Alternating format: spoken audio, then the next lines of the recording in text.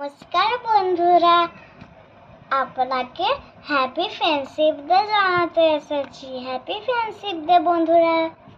শনিবার ছিল, আমরা বাড়ির পুজো দিতে না দিতেই বেরিয়ে পড়েছি ঠাকুরের মন্দিরে। সেখানে গণেশজি, শনি মহারাজ, হনুমানজি, তারপর অনেক এরকম শিব ঠাকুর, অনেক এরকম ঠাকুরের মন্দির ছিল। সেখানে গিয়ে আমরা প্রথমেই গণেশ বাবাজির পুজো দিলাম, তারপরেই শিব ঠাকুরকে জল ঢাললাম।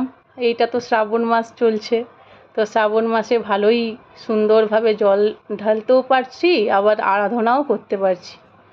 সেখান থেকে তারপরেই অন্য একটা মন্দিরে গেলাম, হনুমানজির মন্দির।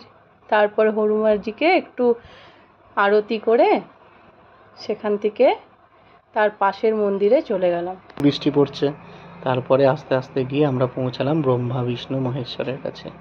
সেখানে এসে আমরা আবার বিষ্ণুদেব, ব্রহ্মাদেব আর মহেশ্বর দেবকে আবার পুজো করলাম। ধূপ ধুনো দিয়ে পুজো করা হলো, তার সাথে একটু মিষ্টিও পরিবেশন করা হলো। পরবর্তীকালে আমরা চলে গেলাম শিব ঠাকুরের গর্ভগৃহে। সেইখানে শিব ঠাকুরের গর্ভগৃহে সবাই দুধ, গঙ্গা জল, তার সাথে ফুল, মালা, বেলপাতা সব কিছুই ঢালছে। আমরাও সেইখানে যোগদান করলাম। মন্দির থেকে বেরিয়ে আসার সময় যথারীতি দেখতে পাচ্ছি শিবের বাহন ষাঁড়দেবকে। সবাই তাকেও ফুল দিচ্ছে, সেই অনুযায়ী আমরাও একটু আধটু করে তাকে ফুল দেওয়া হলো। এরপরে ওখান থেকে বেরিয়ে আমরা আস্তে আস্তে দেখি শনি মহারাজের মন্দির আছে। সেই শনি মহারাজের মন্দিরে আমরা আমাদের তেল আর মোমবাতি দেওয়া হলো। তো এরকমই কাটলো। আপনারা যেন লাইক, কমেন্ট, সাবস্ক্রাইব করবেন। বাই বাই বন্ধুরা।